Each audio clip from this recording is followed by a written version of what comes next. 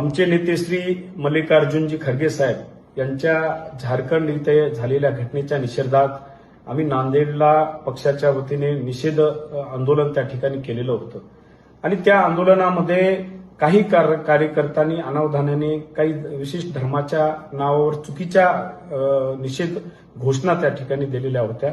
त्याचं समर्थन अजिबात मी करत नाहीये, पण काही विशिष्ट घोषणामुळे काही जणांच्या जर भावना दुखवल्या असतील तर निश्चितच पक्षाचा प्रमुख म्हणून मी सर्वप्रथम जाहीर माफी मागतो.